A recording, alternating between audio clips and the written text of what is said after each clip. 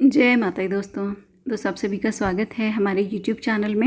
आज हम बात कर रहे हैं 1 मई से लेकर 7 मई 2021 का ये सप्ताह वृश्चिक राशि के लिए कैसा रहने वाला है, कौन सी डेट्स आपके फेवर में हैं, किन डेट्स में परेशानी हो सकती है, परेशानी है तो उसके उपाय की भी चर्चा करेंगे। साथ ही आज हम बात करेंगे वास्तुशास्त्र के अनुसार कुछ नियमों की। अगर आप लगातार आर्थिक नुकसान से जूझ रहे हैं तो ऐसे में आपको क्या उपाय करने चाहिए, संपूर्ण चर्चा करेंगे। लेकिन आगे बढ़ने से पहले एक निवेदन भी है, मेरे चैनल को प्लीज़ सब्सक्राइब ज़रूर कर लें। शुरुआत करेंगे 1 और 2 मई से। इन दोनों ही दिनों में धनु राशि के चंद्रमा हैं और आपके द्वितीय भाव से गोचर कर रहे हैं। बहुत शुभ स्थिति रहेगी ये चंद्रमा की, क्योंकि द्वितीय भाव ये अपने आप में एक श्रेष्ठ भाव है। ये धन का भी भाव है, कुटुंब का भी कारक है, जो पारिवारिक स्थितियां हैं उनको दर्शाता है, वाणी का कारक होता है द्वितीय भाव। तो आपकी वाणी में इस समय एक मिठास रहेगी, आप मीठा बोलोगे, लोग आपकी तरफ आकर्षित होंगे, मदद करने की भावना भी आपके भीतर रहेगी। और जो भी लोग अभी अपने व्यवसाय पर जा पा रहे हैं, अपनी जॉब के लिए जा पा रहे हैं, तो आपकी वर्क प्लेस की स्थितियाँ उत्तम हैं। यहाँ आपका मान सम्मान वर्चस्व बढ़ेगा। अगर आप किसी तरह की कोई बात करना चाहते थे अपने अधिकारियों से, तो ये 2 दिन इस काम के लिए श्रेष्ठ रहेंगे। एजुकेशन के फील्ड्स भी देखे जाते हैं द्वितीय भाव से, तो स्टूडेंट्स को कोई अच्छी खबर इस समय सुनने के लिए मिलेगी। अगर आपकी परीक्षाएं हैं, ऑनलाइन हैं, तो यहाँ आपका प्रदर्शन अच्छा रहेगा, रिजल्ट आपके अच्छे आ पाएंगे इस समय। और ये समय है जब आप खुद पर भी थोड़ा ध्यान दोगे, परिवार पर भी ध्यान दोगे, परिवार की ज़रूरतों को पूरा करने में अपना समय निकालोगे। और जो घर का माहौल है बहुत खुशनुमा रहेगा, हर सदस्य एक दूसरे की मदद करता हुआ नज़र आएगा इस समय। अगर आपने किसी तरह की इन्वेस्टमेंट के बारे में सोचा है तो ये दोनों ही दिन बहुत अच्छे हैं आपके लिए। शेयर मार्केट में निवेश करना, कहीं और मार्केट में पूंजी लगाना, ये अच्छा रहेगा, क्योंकि द्वितीय भाव ये चल अचल संपत्ति को दर्शाता है। द्वितीय भाव बहुमूल्य चीज़ों का भाव है, सोने चांदी जैसी चीज़ें देखी जाती हैं। तो अगर आपकी कुछ प्लानिंग है, कुछ बड़ा आइटम खरीदने की, कुछ लग्जरी आइटम खरीदने की, तो ये 2 दिन इसके लिए अच्छे रहेंगे। अच्छा खाने पीने में और अपनी हेल्थ की तरफ भी ध्यान दोगे आप इस समय। हाजिर जवाब रहोगे, जिसकी वजह से हर किसी के मन में एक अपनी जगह बना पाओगे, तो उत्तम दिन रहेंगे। इन दोनों ही दिन में पीला रंग आपके लिए बहुत ही ज़्यादा शुभ रहेगा। बात करें 3 और 4 तारीख की, मकर राशि के चंद्रमा हैं आपके तृतीय भाव से पराक्रम भाव से गोचर करेंगे। ये भी अच्छी स्थिति है। बस तृतीय भाव जब आता है तो व्यक्ति को कान से संबंधित परेशानियां देता है, इसलिए कान का कोई रोग अगर पुराना है ये बढ़ सकता है, या नए रोग होने की भी संभावनाएं बढ़ेंगी। तो अगर ऐसी कुछ दिक्कत है तुरंत आप डॉक्टर से संपर्क करें।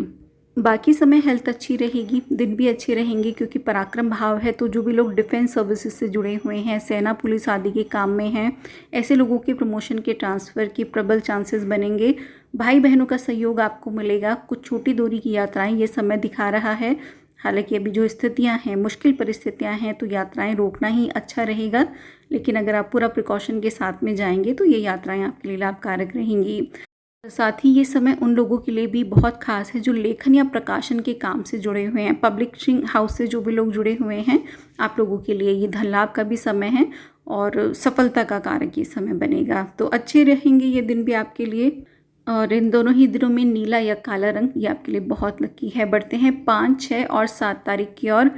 यहाँ कुंभ राशि के चंद्रमा आ जाएंगे और आपके चतुर्थ भाव से गोचर करेंगे, माता के भाव से। ये भी शुभ स्थिति है।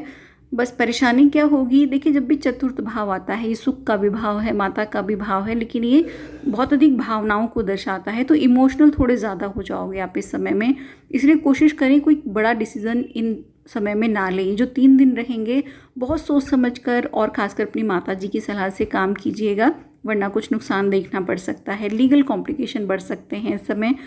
अगर किसी तरह के कानूनी मामले चल रहे हैं ये उलझ सकते हैं, इसलिए कोशिश करें अगर इनमें डिले हो जाए तो फिर जो आगे आने वाली डेट्स रहेंगी वो आपके फेवर की रहेंगी।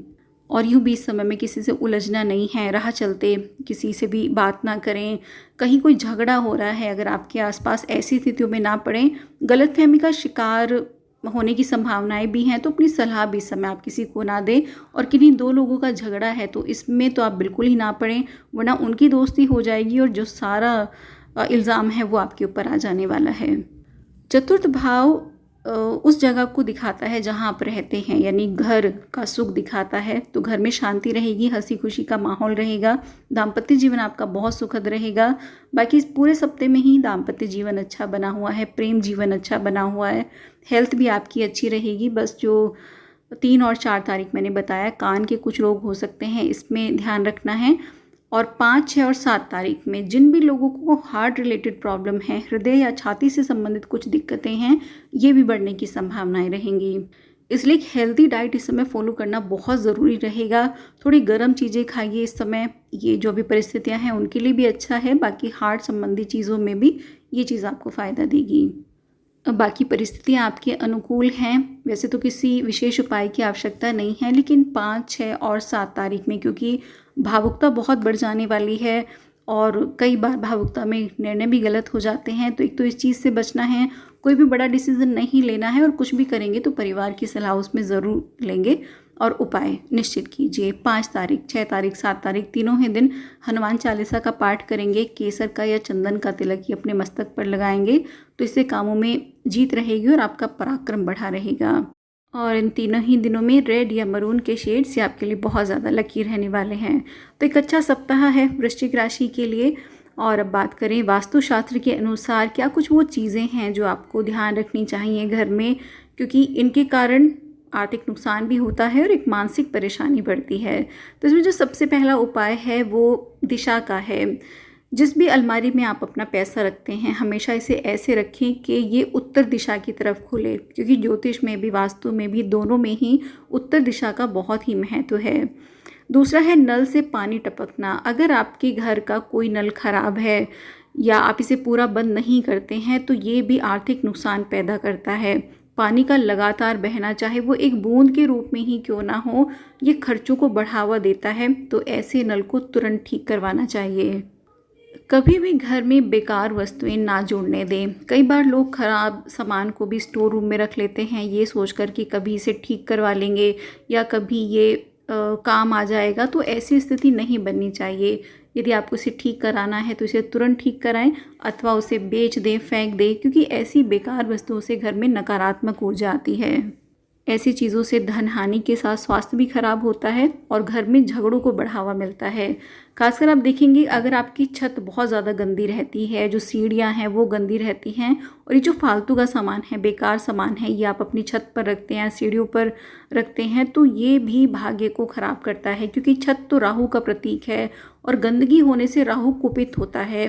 तो जो घर की छत है उस पर तो हमेशा ही एक शुद्धि रखें, साफ रखें और हरे रंग के पेड़ पौधे लगाएं। इससे आपका बुध ग्रह भी मजबूत होगा और राहु के भी जो नकारात्मक परिणाम हैं वो खत्म हो जाएंगे।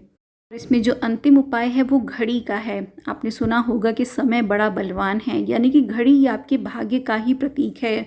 कभी भी घर में खराब या बंद घड़ी नहीं रखनी चाहिए, क्योंकि ये ना सिर्फ आपके काम को प्रभावित करेगी बल्कि आपके भाग्य को भी क्षीण करेगी। घड़ी कभी भी दक्षिण दिशा में नहीं लगानी है, बाकी तीनों दिशा में आप लगा सकते हैं। उत्तर दिशा में लगाएंगे तो ये ज़्यादा अच्छा रहेगा। और ख़ासकर जो ख़राब होना है घड़ी का, तो ऐसी घड़ियों को तुरंत फेंकना है या उन्हें ठीक करा लेना है। तो बहुत छोटे से उपाय हैं, लेकिन ये बिल्कुल आपके भाग्य से जुड़ते हैं, जीवन में नकारात्मकता या सकारात्मकता को बढ़ाते हैं। तो ऐसी कुछ अगर चीज़ें घर में हैं उन्हें आप तुरंत ठीक करें। तो यदि जानकारी सप्ताह के बारे में भी और वास्तु के कुछ उपाय के बारे में भी। ईश्वर आपका दिन शुभ रखे, इसी मंगल कामना के साथ। धन्यवाद।